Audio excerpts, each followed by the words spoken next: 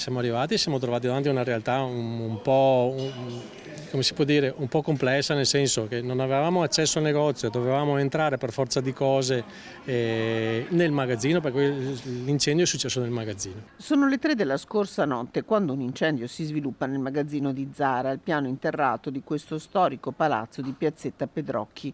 Tutto lo stabile e alcune abitazioni viene fatto evacuare per iniziare il lavoro di spegnimento dai 16 vigili del fuoco intervenuti subito con 5 mezzi che, abbattute alcune grate dopo aver bagnato le pareti esterne per abbassare la temperatura, riescono a entrare nel magazzino. Abbiamo avuto una visione, una panoramica più chiara, abbiamo abbattuto il grosso dell'incendio e poi siamo entrati da questa parte e là abbiamo finito. Ecco, questo è il grosso. Solo nel seminterrato le fiamme. Le fiamme sono nel seminterrato, però adesso abbiamo il problema che tutti gli spazi condominiali sono stati invasi bene o male dal fumo. Per tutto il giorno il lavoro è stato incessante, acre l'odore di fumo che si sentiva in tutta la piazzetta dove si sono ammassati sacchi di rifiuti, chiuso il negozio, impossibile in mattinata l'accesso agli uffici sovrastanti.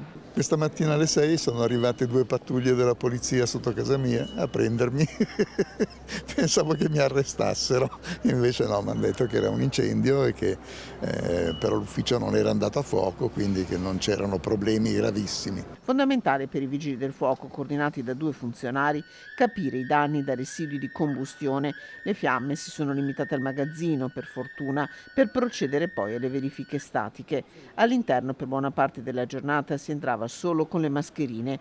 Gli investigatori sono adesso al lavoro per capire le cause che potrebbero essere di natura accidentale, forse dovute a un problema elettrico. Un incendio da Zara fa specie comunque.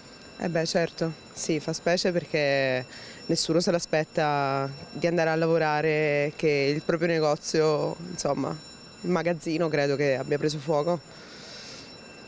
Non so, speriamo che risolvano presto. Non ho ancora quantificati i danni, ma si tratta sicuramente di cifre molto ingenti.